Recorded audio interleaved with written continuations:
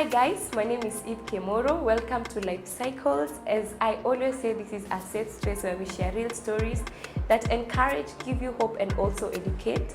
So today I have an amazing guest who is going to share more on relationships, dating, courtship, and even marriage. She is a counselor and she will share more of herself and even give us more details about who she is. And now allow me to welcome her right away. So hi. Hi.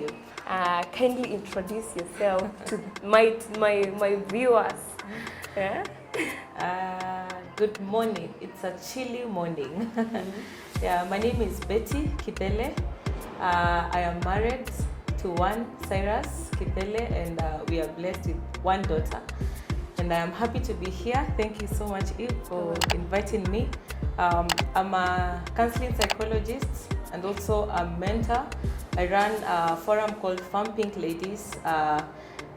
It's basically a team of young ladies who are, have a zeal to know God and to grow, in every sphere of their lives. So yeah, so thank you for having me. You're welcome. Yeah. So today we are sharing unajua ile topic yenye unataka kuketi chini, yani usikize tu vizuri, and sometimes we miss out on these opportunities because we already have something in our mind yenye tunataka kujua, like mimi najua hivi, this is what is supposed to go. But I believe like in the things of God and everything that God has built, like there is always something that He wants us to grasp in all aspects of life. That's right. And today, maybe even as we discuss concerning relationships, dating, and also friendships, because that's where everything starts. Yeah, maybe you will give us a direction, maybe to say, oh, I didn't know about that and now I know. And maybe we can start from like how our friendship formed. Yeah, that's a good question. Basically, friendship starts from, you have, right now you have your colleagues at work, you have your fellow students in school, you have your childhood friends, and you have, of course, your church mates. Yeah. And, some people meet in social events, mara wedding, kidogo, your cousin introduced you to who, that's how friendships begin. And from when you look back to the circle of friends that you have, I am sure you're like 1+1 yeah, but it begins there. At church, your friends at church, your friends at school, your colleagues, that's where friendship begins. You're going for events here and there, mara amekuita nipeleke kwa, we have an event at home or something like that. That's where friendship begins. And of course we know that friends are people you trust, people you enjoy their company, and people you just feel good when you're around them. That's where we begin friendship. Maybe I can take you back kidogo in terms of, unajua kuna, yes, this is my friend, but kuna wale unakanga tu kwa hiyo friendship because either you're benefiting from them, or maybe you don't want to leave them because maybe they are a figure, but there's nothing you're doing together. All right. Maybe you can share about that, because there are so many people in friendships that they should have left a long time ago. That's what we call friend zoned. That people have been friend zoned. Actually, in most cases, some people stay. Now, when in regard to relationships, some people stay with hopes and expectations that ndugu siaseme kitu. So some people hang in there hoping with hopes, that I actually feel something for Jose or for Brayo, but aseme kitu yuko tu, and by the end of the day, you either say something or you end up being frustrated. So there's the friend zone, that the expectation and hopes that something may happen.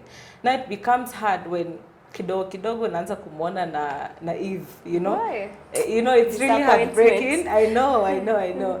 But I think it's good to know when you have to move. And that's when we progress to the next stage. If someone, for example, you had hopes in doesn't get to talk to you about anything, to move out, to go out with them or something, then I think it's good to for the sake of your heart. It's good to just be a good girl, a good friend that you are, without any expectations. Because I think some of the heartbreaks that we face, tunajingizanga, you know, you have a crush and you feel like,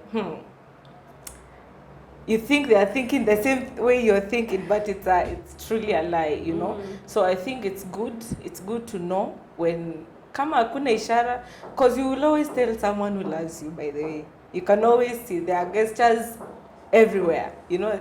You can see, for example, let me give an example of if today you have that clique of, you know, friends around you, and in this case, of course, you're not talking about girlfriends, you know, because we are talking about relationships today. Yeah. There's that person, they keep inviting you to some things, they want to just be around you.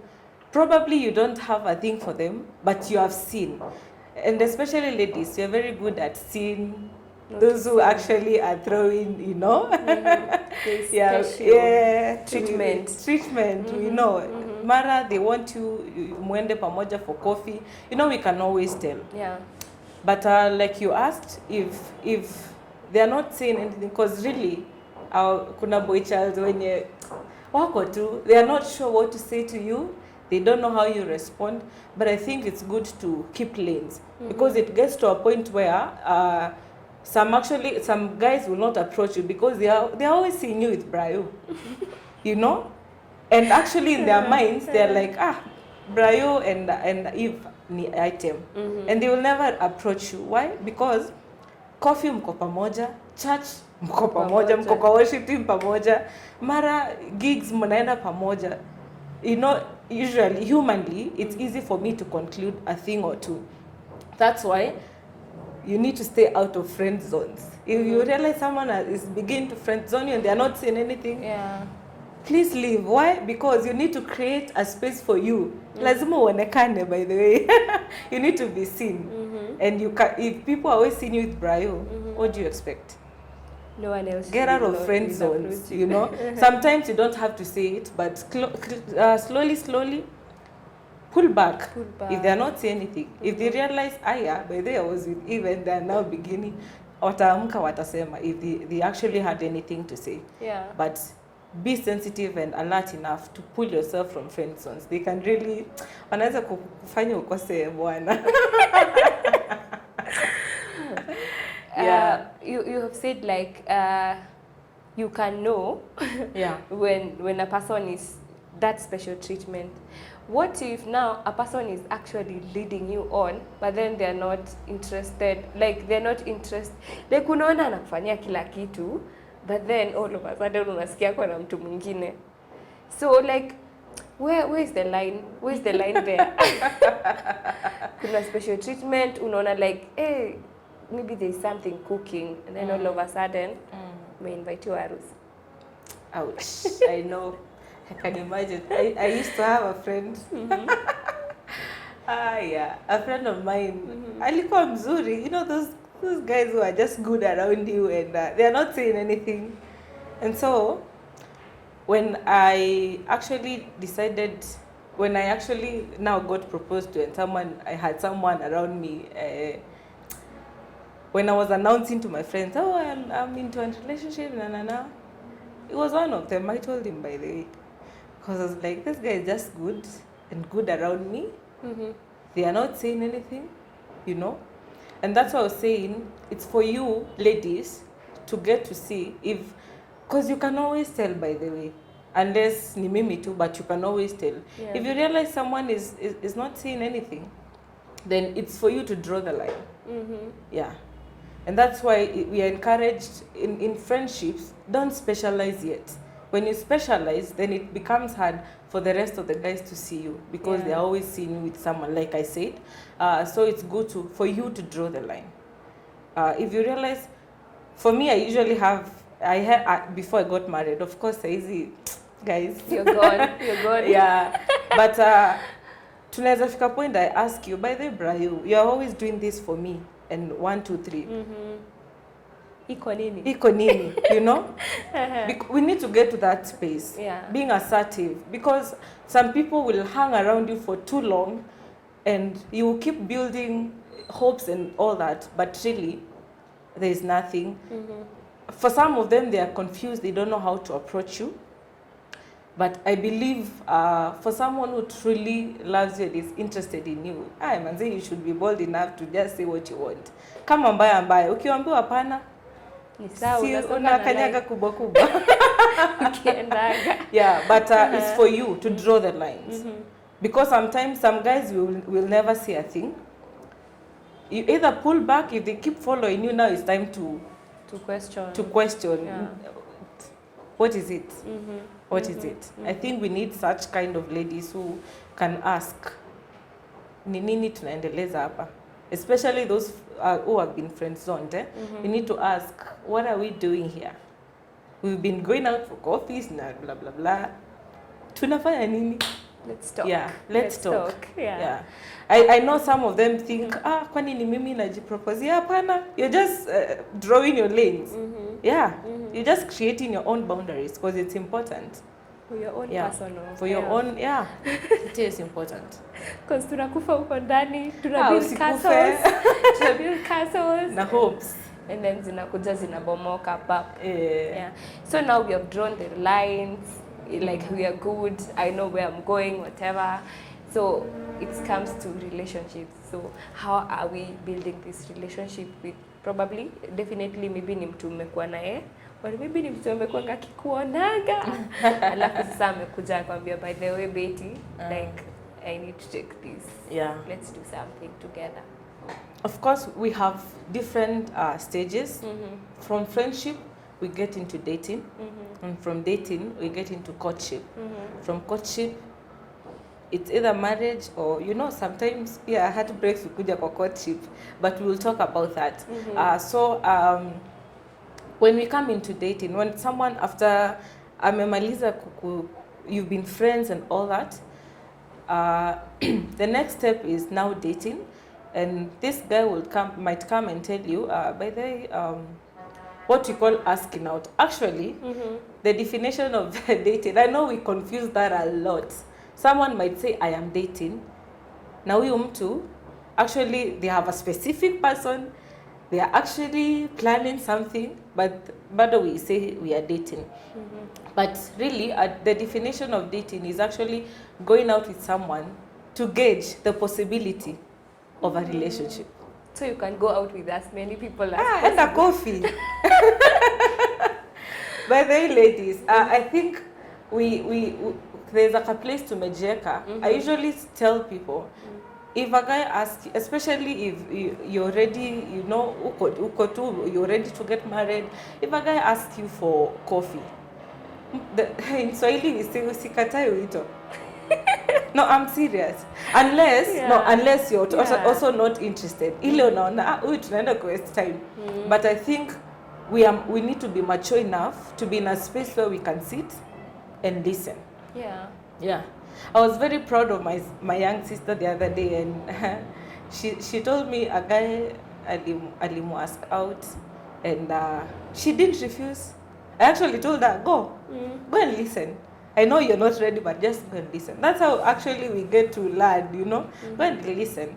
She went, listened to the guy, and after, blah, blah, blah, and she was like, thank you for seeing I am beautiful, and, but I am not ready. I mean, that's really respectful. Wow. Yeah.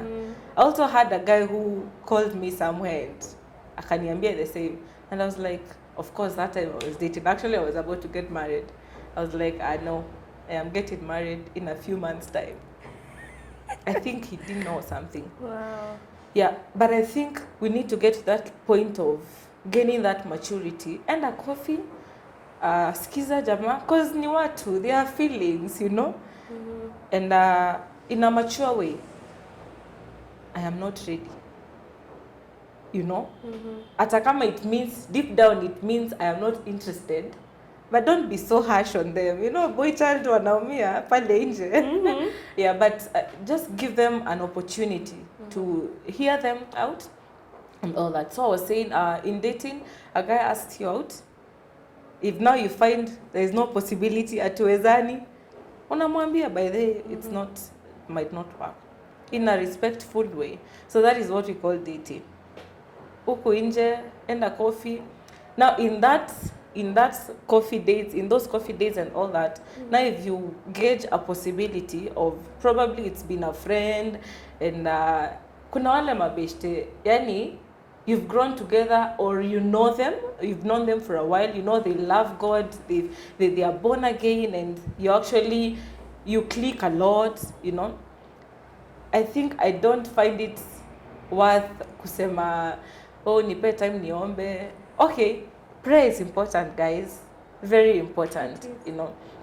But kuna wale watu deep inside you, somehow you know. But I think it's good very important to involve God in that, even if it means kuna wale watakwambia after they ask you out now, which is almost graduating to courtship, after they ask you out and actually you're ready, and they ask you actually go and take time and pray and come back with an answer. So they are actually asking you out and asking you to be their girlfriend, because from there, that's when you graduate to courtship. So if they ask you, be my girlfriend, with an intention to get married, that's when they state it, before you graduate to courtship. Because you can't get into courtship, kama hamjaagree you're getting married. All right? So you date, if you realize now, let's take it a notch higher. That's when you get into courtship. That's clear. Yeah. But when you say now ndio mnafika hapo kwa courtship, then I feel like dating has two phases. I think so. Yeah. Because there's that phase of be my girlfriend, and like, let me give an example. When my husband asked me out, he actually asked me out to be his girlfriend, but the goal is marriage. Yeah. So I would actually say it's the first phase, you know, the first phase of dating, because the next one is you realize, because you're in communication, mnasema, by the way, if we've been in this, and I think we can now take it a notch higher. Yeah. Graduate into courtship. So yeah, I would say it has two phases. And of course, many people interpret dating differently, but this is my opinion and my thinking. So you graduate it to courtship. Now, you had mentioned something to do with, you know, what to do, and the don'ts and the do's. Yeah. The mistakes we do in dating. Now, let me say this with a lot of confidence and with a lot of authority in it. In dating, it's actually time you can eat ice cream everywhere, you know, because you're seeking possibilities. But now in courtship is a totally different thing. Sisemi mskule ice cream, but what I'm saying, in courtship is a little bit more serious. It's a little bit more intentional.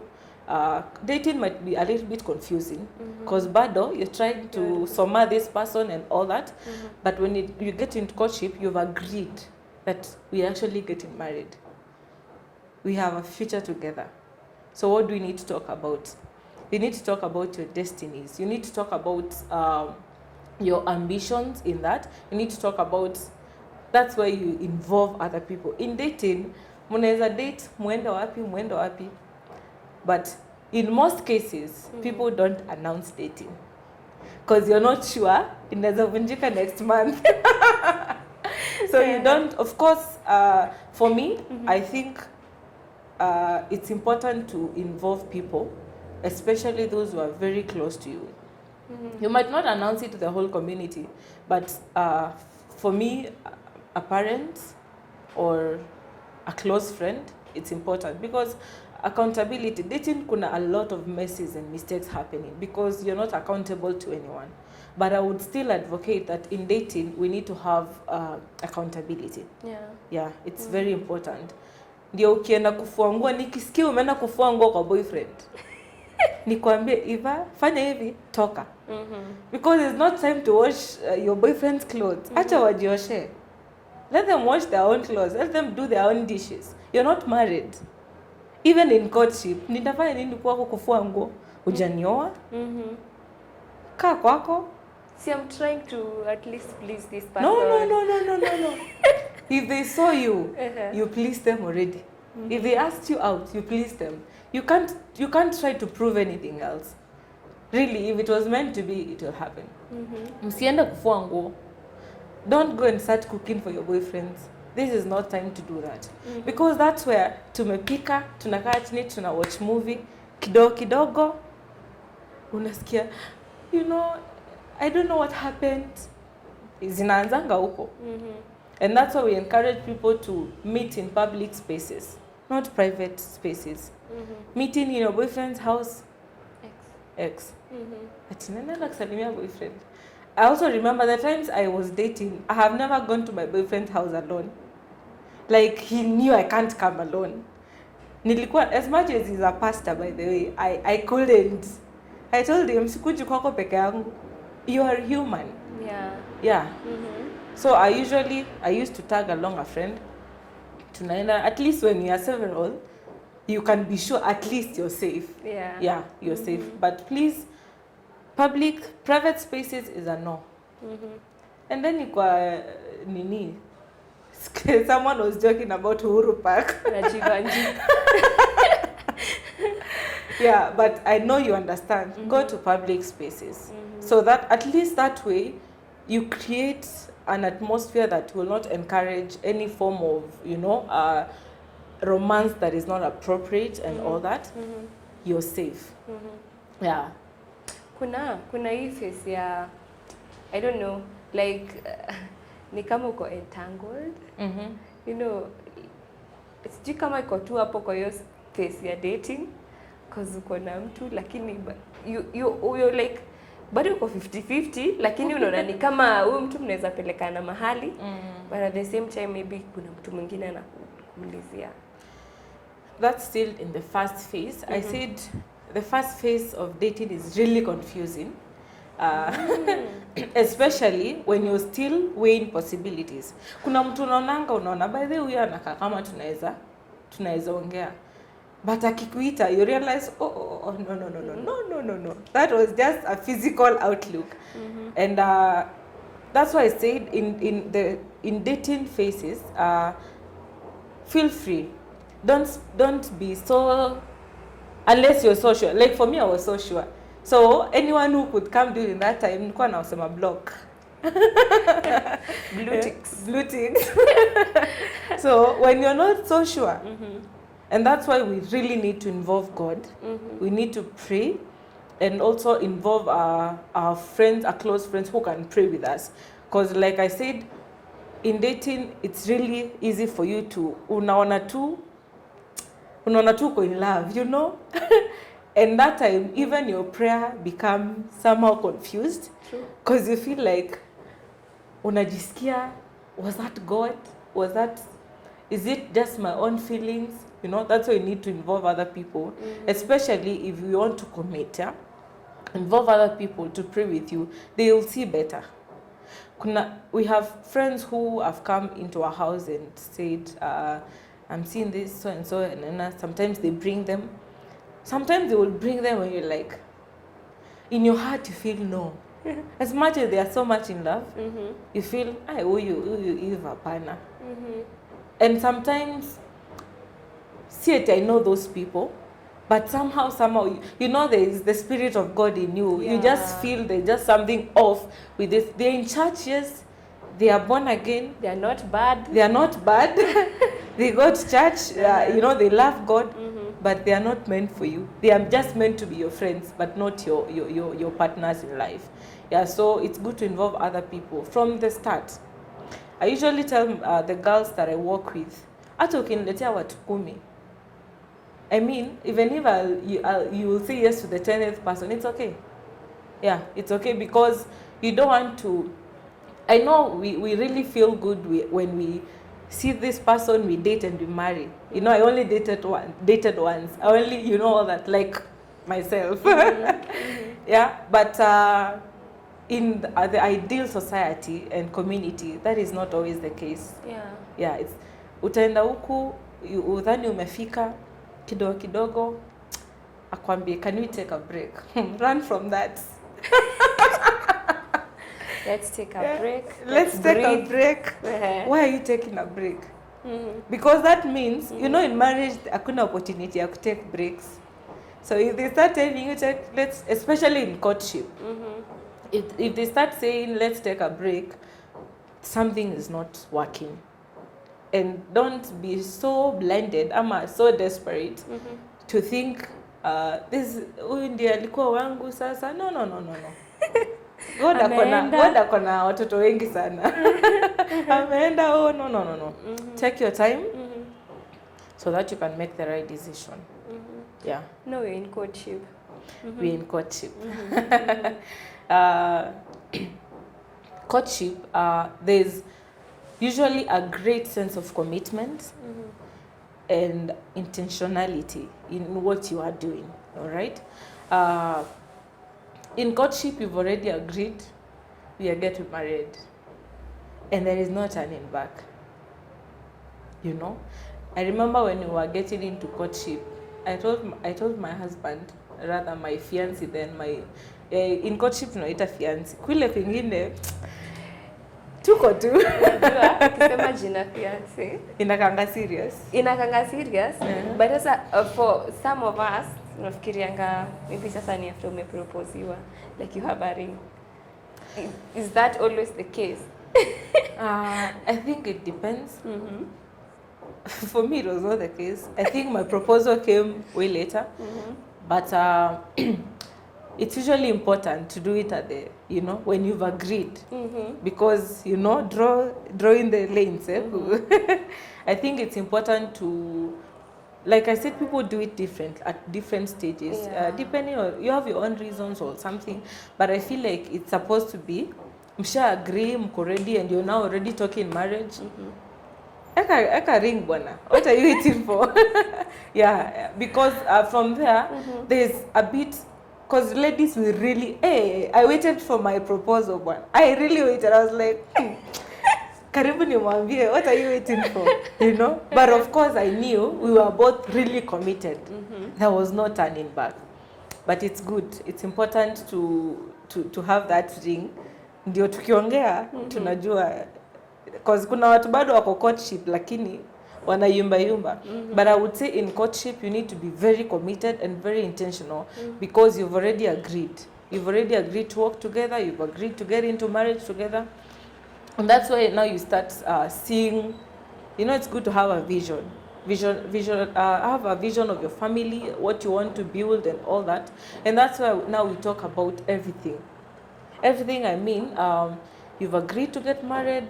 Actually, some of you have already gone to, you've introduced your fiancé to your parents and all that. Now that's the time to, because hakuna ku go back, that is the time you need to talk about what has, because everyone has a past. You have relationships you've been through. It's good to share about them, because some of the people really left some of the relationships very broken. And you don't want to bring the same baggages in this new relationship. So mkimaliza ku agree, because that means anything I say, hakuna ku go back, to share agree. Talk about everything. But in case your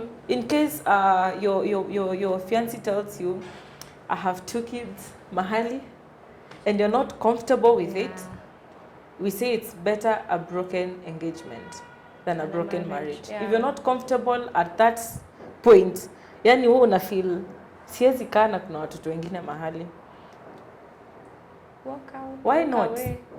Peaceful. Because you don't want to get into, marriage is forever. Achana na siku hizi venye kitu kidogo you are taking a break, kitu kidogo you want to, you know, go sijui where. Marriage, God, when he created marriage, that's why the Bible says only death, until death does do us part. That is the only time marriage inafaa kuisha, by the way. But of course, I'm not ignorant of, you know, things nowadays, that are going on, the things that are happening, mara umechapa, umefanyiwa nini, that's a totally different story. But really, the idea of God about marriage was a forever thing, all right? So I was saying, in case your fiancé says something you're not comfortable with and everything, and you feel like nikiingia na hii itaharibu tu marriage yangu hata kabla nisonge, I think it's always good to make your personal decisions that you're sure I will not regret that I made this decision. All right. But if you're comfortable, then That's okay. as you transition out to marriage, yeah. Maybe I would want you to talk about this because this is something we normally ignore. The essence of having a support system in courtship or even in dating, as you have said.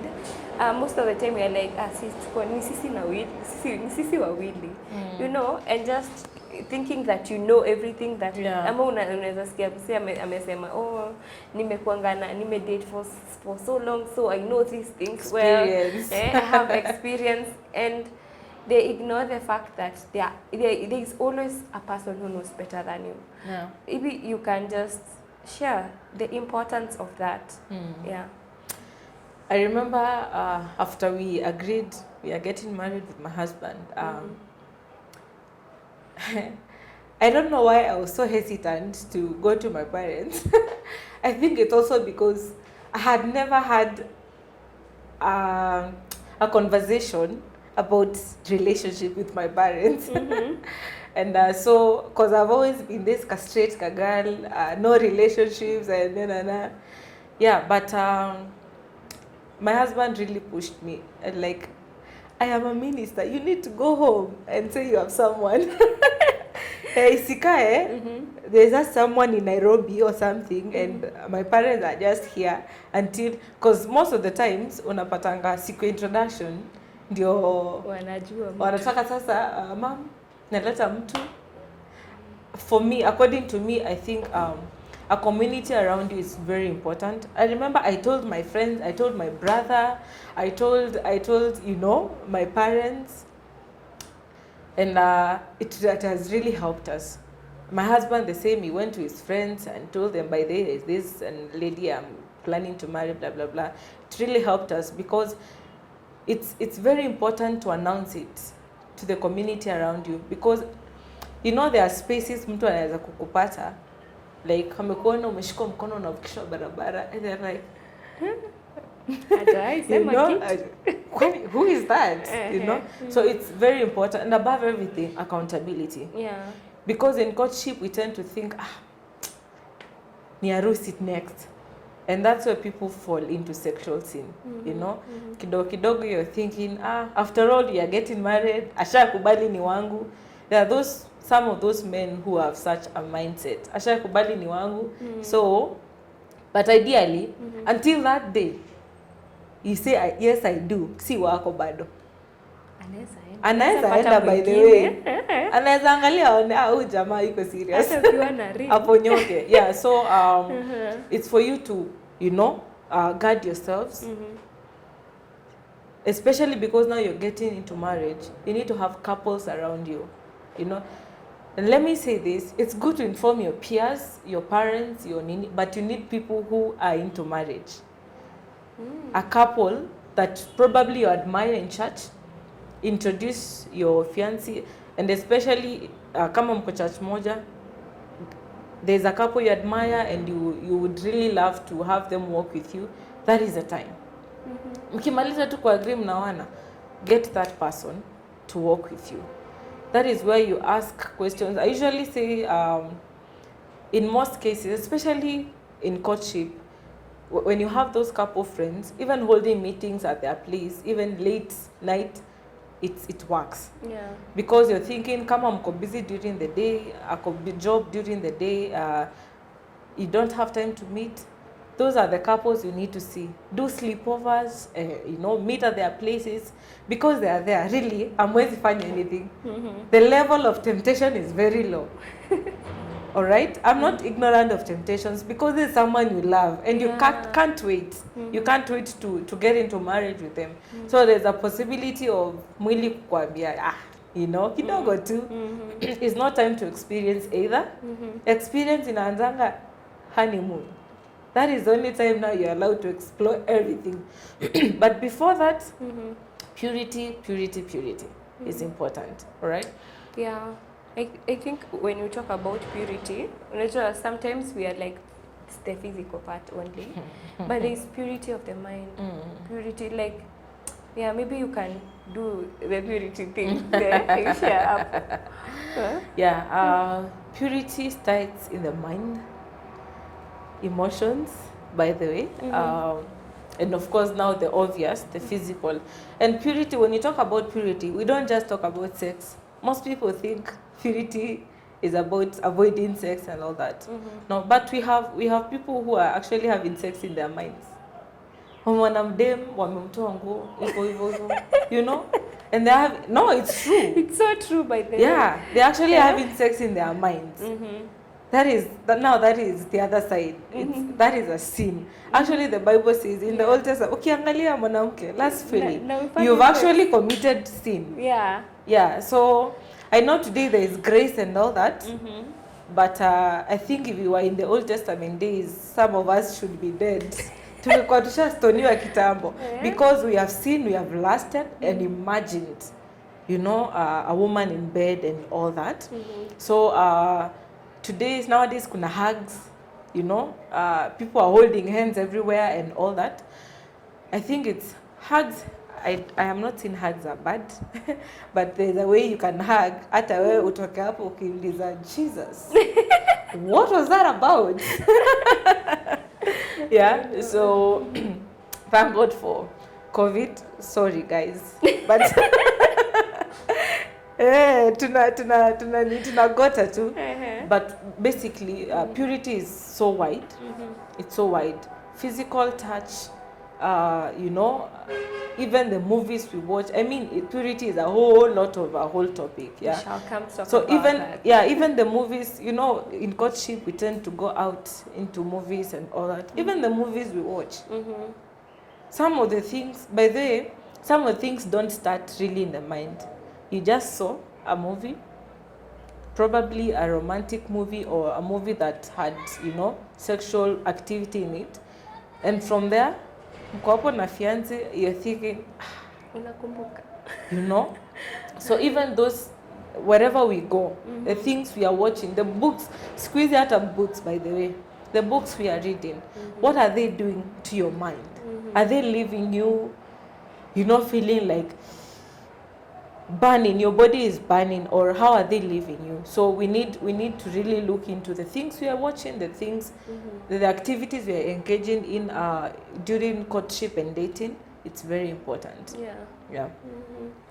Now tumetoka kwa courtship, we are planning for marriage. So what are we doing in between? Actually, some people court for quite probably a year or so, and you're wondering, 2 years na msichana ama 2 years with a guy. Let me say it's possible. Number one, Jesus has to be central. By the way, if it is not for Jesus, hakuna mtu ako sober. True. No one. Like even for me, I got married, I was like, finally. Yani, I couldn't believe I have come that long. Yani, it was such a celebration of Thanksgiving, because it is not easy. It is not easy. It is not easy to court someone for 1 or 2 years. And of course, you know the end goal is marriage. Actually, you're ndio mbaya, because you're thinking, after all, you know, to end up to kuona. So there's so much you can do during courtship. I think one of the best things for us, we did lots of missions. Being married to a pastor. Yeah, we did lots of road trips to Kenya missions. And really, it really helped us, because we didn't have tulikuwa wepondi. Yeah, but of course, there's, like I said, there's so much to do. Learn. I know marriage is more practical than theoretical. Yeah. But that theory really helps, because you go to apply into marriage. So it's time to learn. Learn one another, because it's someone you're now getting to know at a very close range. Okay? Get to know what they love, what quasars them, what does not quasar them, what do I do, because know their love gifts, what is it called? Love language. Yeah. Because we are not saying not to gifting someone during courtship. Really, kwani what are we doing? Nilete You know, gifts, leta umrembo chocolate. na mimi nimpe You know? pia. Oh. It's you know, get the guy probably a watch or something they love, you know. Like I said, learn from other couples, ask questions, you know, ask questions, and of course questions that ile stage mpo. If you're planning a wedding, reach out to people. If you have a wedding in a year's time, or you know, get to know where do I get what as early as possible. But the most important thing is learn one another and pray together. Pray together, because the devil is not asleep. Yeah, the enemy is not asleep. Yuko tuko mlango, anangojea tu mistake moja. And you know, I usually think for Christians it's quite hard, because one moment you're born again and you're all good, and just one mistake It weighs you down. it just weighs you down, you know. And you know, in most cases when Christian ladies engage in what is this called? It's actually fornication. That's what we baptize, you know. It's really easy to get pregnant, instant. Yeah. Because shetani amekuwa tu akingoja. So we need to pray. We need to pray that the Lord continues to, you know, guide us, to lead us, and to, above everything, to keep us focused. Yeah, because we said in courtship is more intentional, you're more committed, and you have a focus, you have a goal to attain. So it's important to pray. Get to reach out to your pastor, your friends. There's usually a group of people when you're planning to marry at the same time. And then kwa nini mahali, you know, have those road trips, get to know what are you doing that you can do, you know. There's just so much. There's so much to do. And that way you grow yourselves, and you also keep yourselves occupied. So of course, after courtship, you get into marriage. And I'm not ignorant that you need to now begin to introduce your fiancé to your family and all that. Of course, sometimes your sisters or your brothers get to know earlier, but I think it's very important for you to bring the parents in the picture, because they are really crucial in this process. Bring your parents in the picture and have them involved, you know, have them involved. In case it doesn't work, because I said we're in an ideal community, something may come up. Unaweza realize, jamaa anakuanga na kamsichana mahali na hajai niambia. You know, in case those things come up, like I said, it's better a broken engagement than a broken marriage. Yeah. In courtship, you're allowed to go, you know, to bring that relationship to an end. Just in case, kuna red flags umeona zenye huku umeziona before, and you're just waking up to this fact that kumbe this guy actually, you know, there's just a thing or two that is weird with him and strange. Yeah, I said, until, do you know why pastors ask even on the wedding day, is there any reason? Is there any reason that we should not marry the two of you? And you're allowed to say, yes, there is a reason. Na hiyo harusi inaisha, tunakula mchele na tunaenda. I know it's hard. It's hard. But it's worth it. Yani, it's better to heal for several months than to struggle forever in a marriage. To be wounded forever. I mean, that is the worst thing you'll ever live with. So, we are not saying in courtship, mmeshafika, hapana. Until ujione pale kwa madhabahu. That's the only time. After hapo, mshasema yes I do. That's the only time wasema I am married, I am fully taken. But before then, and people limit themselves in courtship, by the way.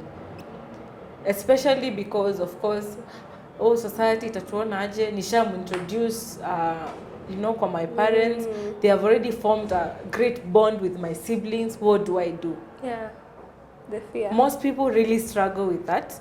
You're afraid, usha introduce wa kanisa. So what do I do? You know, it's tough, but trust me, and it's better, you're better saying no that time than in the other side in marriage. That's why we have so many divorce cases today. People just separating.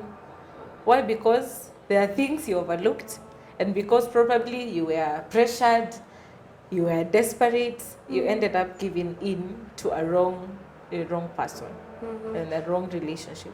So I think it's very important for ladies and even for men, by the way.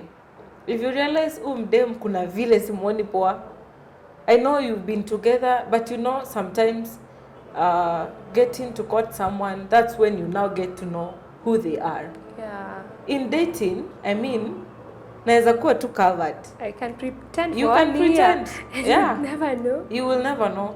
But in courtship, now you're getting a little bit deeper. You're more, getting more intimate, not physically, but, you're just getting to know deeply one another.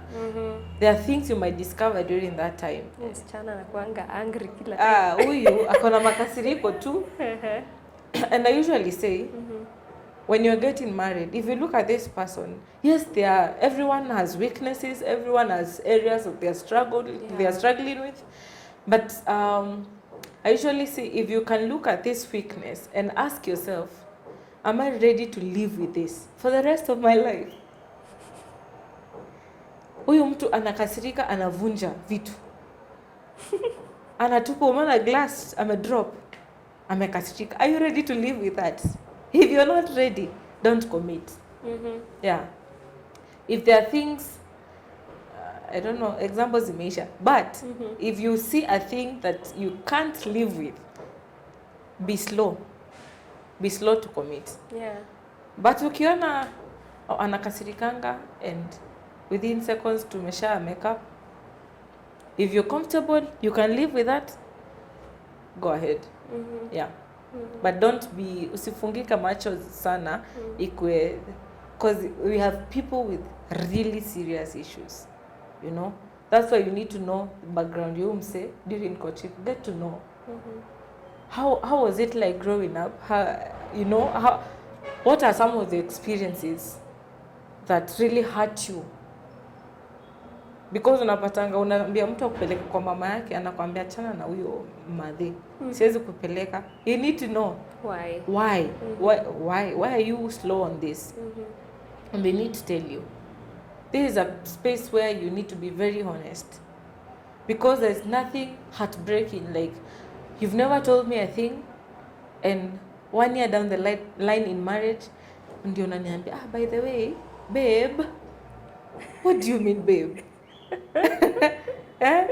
So it's important. Be honest as honest can be. Ndio akiamua kukuacha, akuache ukiwa unajua I did my best. I was just trying to tell you in case. You see, because life, our past has always has a way of coming up sometimes. Yeah. Probably you've seen something, it has reminded you. Tulikuwa mall, umeona kitu imekukumbusha nini, and all of a sudden umechange.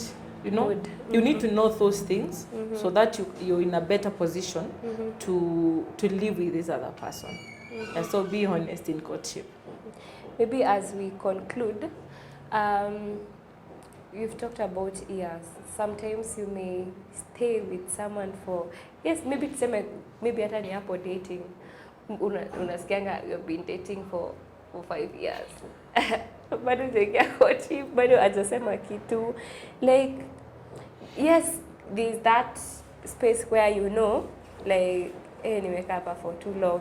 But then you feel like, lombongo better ukae kwa the devil, Juju concept akuaje. Maybe you can talk about timing in relationships. Yeah.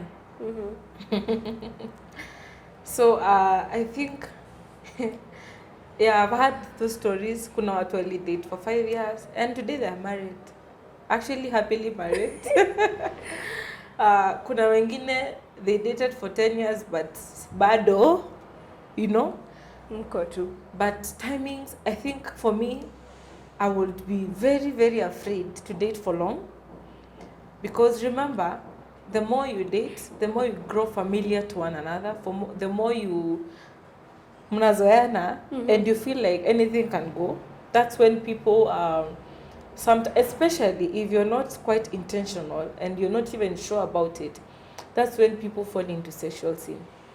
Na kidogo kidogo mnasikia so and so alishaolewa, mlikuwa mnangojea harusi, and then you know alienda alishaolewa, and you don't know what happened, you know, there's no explanation, and of course some of those things are never explained.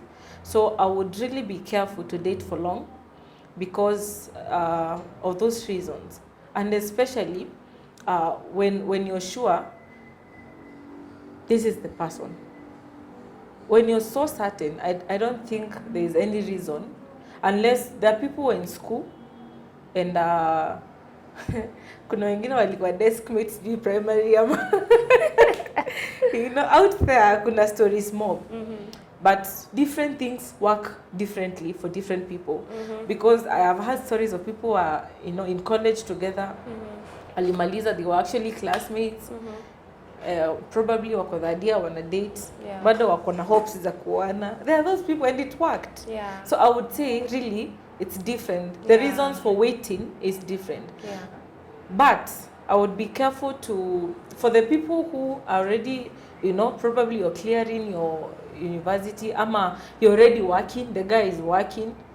So 5 years. What are you doing? 5 years. Mnafanya nini? Miaka inaenda, by the way. What are you doing?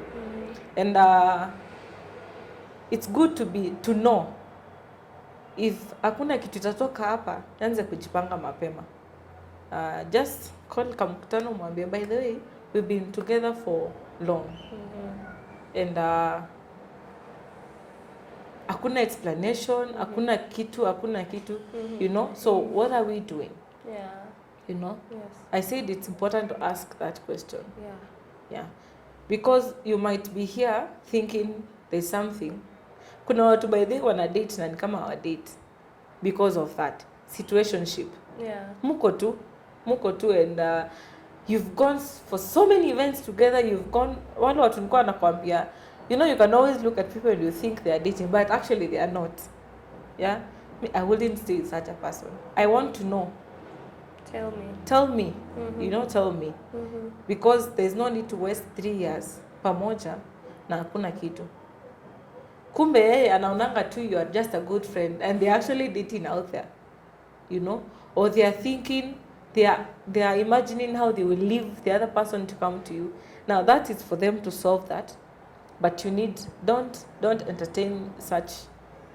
They breed a lot of things. Sin, you know, heartbreaks, frustrations and disappointments. Uko tu unangoja and then all of a sudden the guy amesha elope na mtu mwingine. And you're just there, you know, serving in church. Ukiuliza na jamaa mwingine pale unasema no.